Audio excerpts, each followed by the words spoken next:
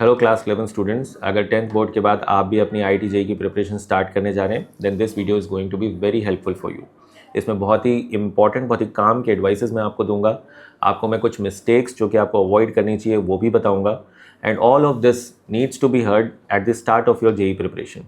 ये same advices and same guidance अगर आप 6 मंथ्स इनटू योर प्रिपरेशन के बाद, 6 महीने हो जाते हैं आपको प्रिपरेशन करते हो, उसके बाद देखते हैं तो तब तक काफ़ी सारी चीज़ें, काफ़ी मिस्टेक्स आप कर चुके होंगे और फिर इस वीडियो का उतना फ़ायदा नहीं होगा। So you need to listen it carefully. ये बहुत ज़्यादा हेल्पफुल होने वाला है आपको राइट माइंडसेट क्रिएट करने के लिए for this preparation. Let's start with a reality check that you are going to face when moving from 10th to 11th, 10th board से 11th के JEE प्रिपरेशन में जब आप मूव करेंगे। May be most of the students जो इस video को देखेंगे they are expecting 10th boards में 90 to 95% मार्क्स। तो उनके लिए मेरी एडवाइस ये होगी कि डोंट बी ओवर कॉन्फिडेंट। अगर आप इतने हाई परसेंटेज नहीं भी एक्सपेक्ट कर रहे हैं, if you are expecting 80 to 85% marks, then also मेरी एडवाइस ये होगी कि there is no reason to lose confidence. अपने आप को कम आंकने की कोई ज़रूरत नहीं है। Both of these categories of students have equal probability of performing very good in JEE। JEE में आपकी परफॉर्मेंस कैसी होती है उसका बोर्ड एग्जाम्स के जो परसेंटेज है उससे डायरेक्टली कोई कोरिलेशन नहीं होता। ये बात अपने को ध्यान रखनी है। नेक्स्ट, 10th से 11th में जब जाते हैं तो सिलेबस और डिफ़िकल्टी का जो जंप आता है दैट इज़ वेरी मैसिव। ये एक सड़क पे, हाईवे पे चलते हुए अचानक से एक स्पीड ब्रेकर की तरह होता है कि 10th तक हमारी गाड़ी बहुत आराम से स्मूथली चल रही थी, हमें कोई ज़्यादा एफर्ट भी नहीं लगाना पड़ रहा था और हम लास्ट के 1 मंथ में भी प्रिपरेशन करके 10th में बहुत अच्छे परसेंटेज ले आते हैं। लेकिन यहाँ पर क्या होता है कि 10th से जैसे ही 11th में आते हैं तो जो सिलेबस और डिफ़िकल्टी में जो जंप आता है ना, वो इतना ज़्यादा होता है कि it's like a speed breaker, कि हाईवे पे अचानक से स्पीड ब्रेकर आ गया और हमारी गाड़ी जो वो एकदम स्लो डाउन हो जाती है। हमारे परसेंटेज ऑफ मार्क्स जो आ रहे होते हैं टेस्ट में वो एकदम से कम हो जाते हैं। और यहाँ पर ही ये जो स्पीड ब्रेकर आता है ना, यहीं पर लाखों स्टूडेंट्स का जो है ना, वो JEE की प्रिपरेशन की रेस में वो पीछे छूट जाते हैं। उनका कॉन्फिडेंस ज़ीरो हो जाता है। वो अपने आप को ये सोच लेते हैं कि हमारे शायद JEE प्रिपरेशन हमारे बस की बात नहीं है। ये जो ट्रांजिशन है 10th से 11th का, अगर इसी को मास्टर कर लिया आपने, इसको स्मूथली ट्रांजिशन ले लिया इसका, तो एक्चुअली वही बच्चे जो है वो IIT को बहुत अच्छे से क्लियर कर पाते हैं, आगे जाके IIT क्रैक कर लेते हैं। जो ये डिफ़िकल्टी लेवल का जंप है 10th से 11th में, this is same for all the students. It's not like कि कुछ स्टूडेंट्स के लिए है, कुछ के लिए नहीं है। ऑब्वियसली कुछ के लिए ट्रांजिशन नेचुरली बहुत ईजी होता है, कुछ के लिए नहीं होता है। तो we need to be mentally prepared for this. हमको पता होना चाहिए, हमें अपनी एक्सपेक्टेशन को बहुत ज़्यादा हाई रखने की बजाय एक सेट रखना चाहिए कि कंट्रोल में रखो अपनी एक्सपेक्टेशंस को, कि you are not going to easily score 90% marks in JEE pattern test. यहाँ पर जब आप प्रिपरेशन करोगे, कंटिन्यूसली खूब मेहनत करोगे, सारी क्लासेस अटेंड करोगे, होमवर्क भी करोगे, तो भी आपके परसेंटेज ऑफ जो टेस्ट में मार्क्स आएंगे, may be they come out to be 30%, 40%, 50%। And if you are one of the toppers, may be आप 80-90% स्कोर कर लो, but those students are very few in numbers. वो ऐसे स्टूडेंट्स जो कि यहाँ पर JEE पैटर्न टेस्ट में भी 80-90% मार्क्स स्कोर कर लेते हैं, वो बहुत गिने चुने स्टूडेंट्स होते हैं। एक above average, a very good student जो होता है ना, बहुत इंटेलिजेंट स्टूडेंट, उसके भी 50% मार्क्स आते हैं। तो ये जो परसेंटेज ऑफ मार्क्स हैं, ये percentage of marks are very normal. और एक्चुअली IIT JEE की प्रिपरेशन में आपको ये पता होना चाहिए कि JEE एडवांस का एग्ज़ाम जिससे फाइनली IIT में एडमिशन मिलता है, उसकी जनरल कैटेगरी की जो कट ऑफ है दैट इज़ अराउंड 25 to 30% जाती है। जनरल कैटेगरी के लिए अगर 25 to 30% मार्क्स कट ऑफ जा रही है, for other categories it is even lower. तो आप समझो इस बात को कि 30, 40, 50% मार्क्स आर वेरी गुड। यहाँ पर रिलेटिव परफॉर्मेंस इंपॉर्टेंट होती है, ना कि एब्सोल्यूट परफॉर्मेंस, कि 90% marks are suppose to be good. Board exams में 30% मार्क्स तो फेलियर माना जाता है। So it's not like that. तो ये अपना माइंडसेट अपने को क्लियर रखना है कि वी शुड बी प्रिपेयर्ड कि हाँ, डिफिकल्टी आएगी। अगर हमें पहले से पता है कि स्पीड ब्रेकर आएगा तो गाड़ी को स्लो डाउन करना है अपने को। उस स्पीड ब्रेकर पर से गुजरने के बाद धीरे धीरे अपनी गाड़ी की स्पीड बढ़ेगी और हम इस ट्रांजिशन को स्मूथली करते हुए आगे बढ़ेंगे। तो this is first reality check that you need to be prepared for. Now let's start with simple studying strategy. कि ये जो JEE प्रिपरेशन में जब स्टार्ट कर रहे होते हैं तो 3 सिंपल सी एडवाइसेस मैं दे रहा हूँ जो कि आपको कंसिस्टेंटली अपनी पढ़ाई में इंप्लीमेंट करनी है। बाकी तो as you move on in your preparation, आपके टीचर्स और कोचिंग जो है वो आपको गाइड करेंगे continuously and you will further improve into that. तो 3 सिंपल सी स्ट्रैटेजी क्या बता रहा हूँ मैं। पहला, remember consistency is more important than intensity. मतलब ये कि एक दिन हमने 14-15 आवर्स पढ़ाई कर ली, दूसरे दिन अपन क्लास में नींद आ रही है क्योंकि हमने नींद सैक्रिफाइस कर ली इतना पढ़ने के चक्कर में। क्लास में नींद आई तो क्लास में कुछ समझ में भी नहीं आया, फिर घर पे जाके नींद पूरी करी तो उस दिन कुछ पढ़ाई भी नहीं हुई। तो ये नहीं करना है। इंस्टेड ऑफ दैट अपने को डेली 12 आवर्स का टोटल स्टडी टाइम जो है ना वो टारगेट करना है। और वो 12 आवर्स कैसे होंगे? अपने को कोचिंग की जो क्लासेस हैं उसमें अराउंड 5 to 6 आवर्स जाएंगे आपके। उसके अलावा घर पर 5 to 6 आवर्स का सेल्फ स्टडी टाइम देना होता है। ये कंबाइंडली अपने को 10 to 12 आवर्स का टोटल स्टडी टाइम देना होता है डेली। तो always remember consistency is more important. Second, आपके कोचिंग के जो क्लास नोट्स और मॉड्यूल्स हैं वही आपके लिए सफिशिएंट स्टडी मटेरियल है, उस पर 100% फेथ करते हो उसको फॉलो करना है। इधर उधर भटकने की ज़रूरत नहीं है, 10 तरह की किताबों को रेफ़र करने की ज़रूरत नहीं है। थ्योरी पढ़ने के लिए class notes is the best resource for you, and questions करने के लिए मॉड्यूल्स जो आपको प्रोवाइड किए गए।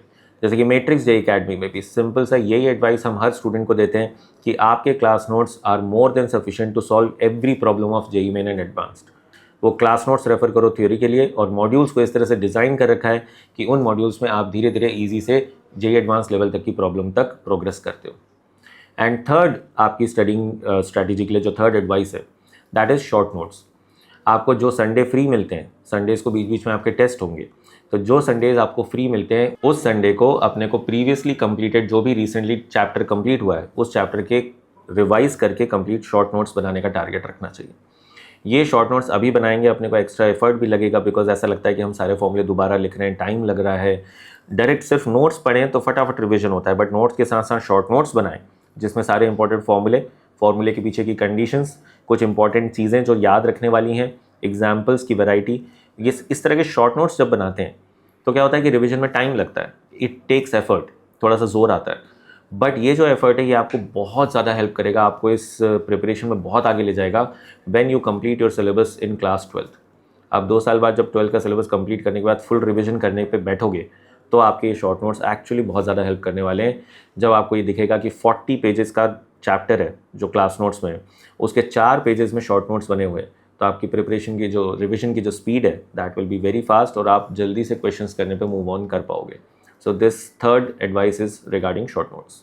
Now let's talk about mistakes to avoid. कहते हैं ना, एक अक्लमंद व्यक्ति वो होता है जो कि दूसरों की गलतियों से सीखता है। तो आपसे पहले जो हज़ारों स्टूडेंट्स इस प्रिपरेशन को कर चुके हैं उनकी 3 मेन मिस्टेक्स मैं आपको बताता हूँ which you should try to avoid. पहला, द बैकलॉग ट्रैप। कोई भी कारण हो, कभी हम बीमार पड़ जाते हैं, कभी हम खुद आलस कर जाते हैं, हमारा पढ़ाई में मन नहीं लगता है, तो इस तरह की चीज़ों के कारण होता क्या है कि कुछ टॉपिक्स या क्वेश्चंस जो हमें होमवर्क में मिले होते हैं या पढ़ाए गए होते हैं वो बैकलॉग हो जाते हैं। बैकलॉग मतलब पेंडिंग हो गए, हमने वो काम नहीं किया। अब होता क्या है कि वो बैकलॉग साइकिल चलती है। हम स्टूडेंट सोचता है कि मैं ये जो मेरे को तो परफेक्ट करना है, तो ये जो मेरा छूट गया पहले ये करता हूँ, फिर उसके बाद जो आज का काम मिला है वो करूँगा। लेकिन इतना टाइम होता नहीं है क्योंकि डेली क्लासेस लगती हैं, तो आप पुराना करते हैं, आज का छूट जाता है, ठीक है, और वो पुराना करने में टाइम भी ज़्यादा लगता है, तो वो पुराना कवर हो जाए एक दिन में ये भी कोई गारंटी नहीं होती। तो आप हमेशा क्लास के पीछे चलना स्टार्ट कर देते हैं और आपका बैकलॉग धीरे धीरे बढ़ता चला जाता है। तो ये जो बैकलॉग ट्रैप है ना, इससे हमेशा बचना है। ऑलवेज रिमेंबर, अपने को आलस नहीं करना है। ये प्रिपरेशन बिल्कुल भी ऐसी नहीं है कि 10th बोर्ड एग्जाम्स की तरह कि हम साल भर बस क्लासेस में गए, बहुत ज़्यादा कुछ मेहनत नहीं करी और लास्ट के 1.5-2 महीने में प्री बोर्ड से पहले अच्छे से पढ़ाई करके अपन 95% मार्क्स ले आए। इस प्रिपरेशन में तो बल्कि उल्टा है, आप साल भर कंटिन्यूसली पूरी लगन के साथ मेहनत करोगे और लास्ट के अगर 1.5-2 महीने भी, 1 महीना भी अगर आप आराम कर लोगे तो आपके कोई नंबर नहीं आएंगे। ये प्रिपरेशन रिक्वायरमेंट है इस प्रिपरेशन की, आपकी कंसिस्टेंसी। तो इट इज़ वेरी इंपॉर्टेंट कि आप पहली बात तो बैकलॉग होने ना दें। आपका ये टारगेट होना चाहिए कि अगर किसी क्वेश्चन में आपको डाउट है या कुछ चीज़ नहीं समझ में आई है तो अगली क्लास से पहले उसको क्लियर करना ही है, नहीं तो अगली क्लास में जो पढ़ाया जाएगा वो नहीं समझ में आएगा, फिर अगली क्लास में जो समझ में नहीं आएगा उसका होमवर्क नहीं होगा और ये जो बैकलॉग ट्रैप है ये बड़ा होता चला जाएगा। तो ऑलवेज रिमेंबर कि टारगेट तो ये रखना कि बैकलॉग क्रिएट ही ना हो, बट अनफॉर्चुनेटली मैं कितना भी यहाँ पे कह दूँ फिर भी बैकलॉग क्रिएट होगा। तो बैकलॉग अगर क्रिएट हो जाता है, अनअवॉइडेबल सर्कमस्टांसेस, हम बीमार पड़ गए, कुछ हो गया, तो always consult your teacher. Matrix में हम लोग यहाँ पर काउंसलिंग फैसिलिटी देते हैं स्टूडेंट्स को कि हमेशा बच्चे जो है वो किसी भी टीचर से आके काउंसलिंग करवा सकते हैं या फिर हमसे आके काउंसलिंग करवा सकते हैं, सीनियर टीचर्स से, मेंटर्स से, और वहाँ पर आके डिस्कस कर लो कि सर ये अनअवॉइडेबल रीज़न की वजह से मेरे ये टॉपिक्स बैकलॉग रह गए, now how should I manage current topic along with backlog topic. उनसे गाइडेंस लो, वो बताएंगे आपको कि ये बैकलॉग टॉपिक करेंटली एकदम अभी अर्जेंटली कवर करना ज़रूरी है या इसको बाद में किया जा सकता है। लेकिन ये टीचर ही गाइड कर सकता है, अपने को खुद जो है वो उसमें सेल्फ डिसीजन नहीं लेना चाहिए, क्योंकि अगर आपने खुद से करने की कोशिश करी तो होगा यही कि आप पुराना कवर करेंगे और करंट वाला छोड़ देंगे और वो छूटता ही चला जाएगा। Second mistake to avoid, chasing too many books. मैंने आपको अभी पहले भी बताया था, अपने को कोचिंग में जो क्लास नोट्स लिखवाए जा रहे हैं थ्योरी के लिए, उसको रेफ़र करना इज़ इनफ। अगर खुद टीचर आपको ये बोलता है कि एनसीईआरटी की इस चैप्टर की रीडिंग लगाओ, तो आप रीडिंग लगाओ। टीचर्स पर 100% फेथ रखो और मॉड्यूल के क्वेश्चंस लगाओ। आपने एक दोस्त से बात करी, उसने कहा कि मैं तो इरोडोव लगा रहा हूँ, दूसरे दोस्त से बात करी, उसने कहा कि मैं तो सेंगेज लगा रहा हूँ। तो रिमेंबर, 3 तरह की बुक्स लगाना जिसमें अपनी पहले जो अपने को मटेरियल मिला है कोचिंग से, उसके ही डाउट्स 100% क्लियर नहीं है।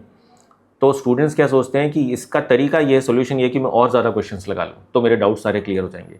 नो, अपने को 3-4 तरह की किताबें लगाने से अच्छा है कि हम एक ही किताब को या एक ही मटेरियल जो अपने को कोचिंग की तरफ से मिल रहा है उसको 3-4 बार लगाएं और उसमें अपना एक एक डाउट क्लियर करें। That is going to help you more in your JEE preparation. तो टू मेनी बुक्स जो है ना कि ये वो कर रहा है, इनके पीछे नहीं भागना है।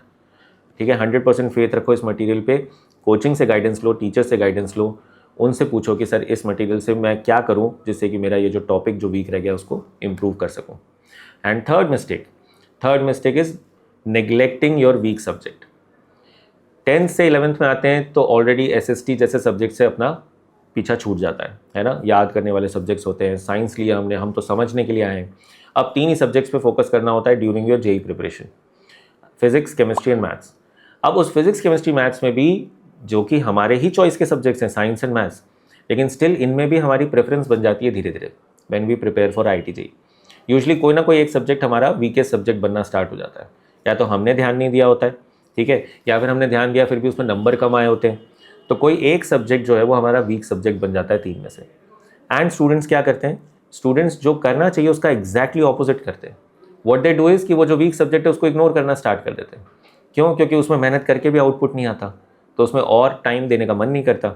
और जिन सब्जेक्ट्स में समझ में आ रहा है, नंबर मिल रहे हैं अपने को, उन सब्जेक्ट्स को करने का मन करता है। तो व्हाट स्टूडेंट्स डू इज़ वो बाकी दोनों सब्जेक्ट्स का काम भी पूरा करते हैं, उसमें और ज़्यादा टाइम देते हैं, और जो वीक सब्जेक्ट है उसको इग्नोर करना स्टार्ट कर देते हैं। जबकि करना क्या चाहिए था, इसका एग्जैक्ट ऑपोजिट। उस वीक सब्जेक्ट को थोड़ा सा बाकी सब्जेक्ट्स के कंपैरिजन में हल्का सा ज़्यादा टाइम देना चाहिए था, जिससे कि वो वीक सब्जेक्ट भी रिकवर हो सके। तो ऑलवेज रिमेंबर, वीक सब्जेक्ट को इग्नोर नहीं करना है। जेई में अच्छी रैंक के साथ सिलेक्शन नहीं हो सकता दो सब्जेक्ट के बलबूते पर, और जेई एडवांस में तो इंडिविजुअल सब्जेक्ट्स की कट ऑफ भी होती है। तो don't ignore your weak subject. Finally let's talk about the right mindset and temperament required for this preparation.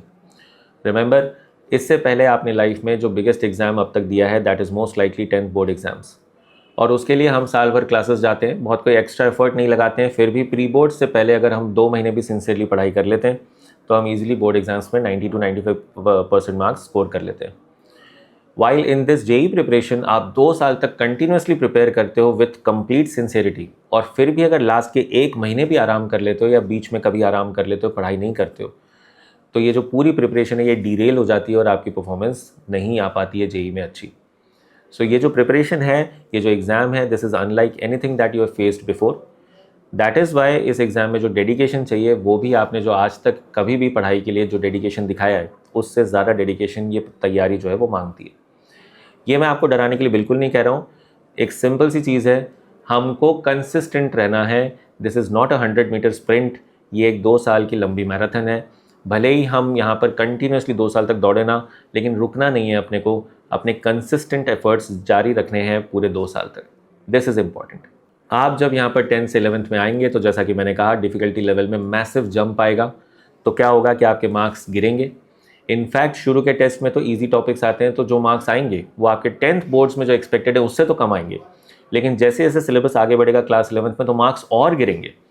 Don't expect कि हाँ ठीक है मार्क्स कम आ गए, 50% मार्क्स आए मेरे पहले टेस्ट में, लेकिन अब मैं मेहनत करूँगा तो ये मार्क्स धीरे धीरे इंप्रूव होंगे।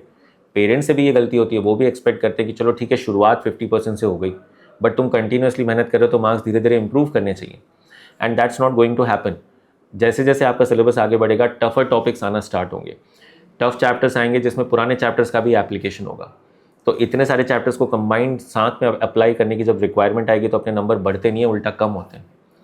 तो 11th के मार्क्स में आपका सब जो एक ग्राफ जो होगा उसका मैं आपको आइडिया दूँ, तो 10th से 11th में आओगे तो मार्क्स सडनली कम होंगे।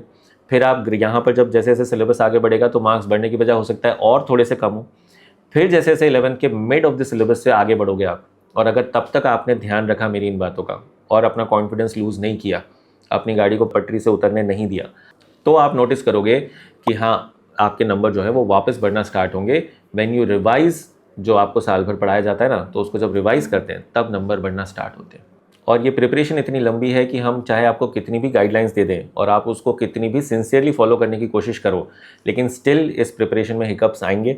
चीज़ें हमेशा प्लानिंग के अकॉर्डिंग नहीं चलेंगी, कुछ चीज़ें आपके चाहते हुए भी समझ में आपको नहीं आएंगी, और कभी कभी आपके मन में आएगा कि मैं गिव अप कर दूं और ये प्रिपरेशन मेरे लायक नहीं है, मैं IIT JEE प्रिपरेशन नहीं कर पाऊंगा। These are the moments when you need proper guidance system. आपको अपने मेंटर्स और टीचर्स का सपोर्ट चाहिए होता है, जिसमें मैट्रिक्स का जो यहाँ पर सपोर्ट सिस्टम है वाया काउंसलिंग, वेरियस काउंसलिंग्स, वो काम आता है। और उस समय आपको एक्चुअली प्रॉपर सिस्टम और प्रॉपर सपोर्ट के साथ गाइडेंस लेनी चाहिए अपने टीचर्स और मेंटर्स से, जिससे कि वो जो थॉट है वो दिमाग से चला जाए और हम अपने ऊपर कंप्लीट विश्वास रख के वापस से इस प्रिपरेशन में लग पाएँ।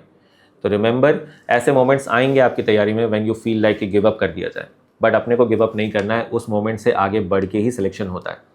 There is rarely an example जिसमें एक स्टूडेंट की लाइफ में प्रिपरेशन एकदम स्मूथली चलती रही 2 साल तक और कोई हिकअप आया ही नहीं, कभी उसकी परफॉर्मेंस डाउन गई ही नहीं और वो क्लियर कर दिया उसने IIT JEE।